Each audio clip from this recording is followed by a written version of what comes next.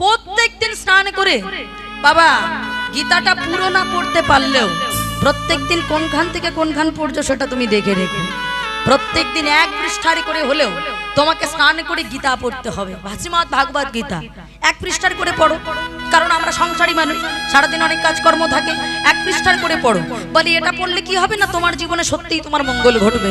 কেন না বাবা, শ্রীমদ্ ভাগবত গীতার যে বাণীটা, ওই বাণীতে দেখো অন্য কোনো কিছু লেখা নেই। ওটা হচ্ছে আমার ভগবানের কথা, ভগবানের বাণী, শ্রীকৃষ্ণের বাণী।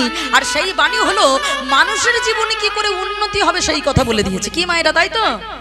মানুষ কি করে জীবনে উন্নতি করবে, মানুষ কি করে মানুষের কাছ থেকে কোনোদিন রাগ হিংসাকে দূরে সরিয়ে নিজেকে আত্মমর্যাদা সম্পন্ন একটা মানুষ তৈরি করতে পারবে, সেই কথাগুলো লেখা আছে।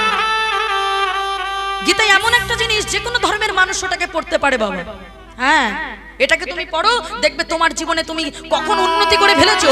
আর উন্নতি করা মানে তোমাকে কেউ ধনী হওয়া থেকে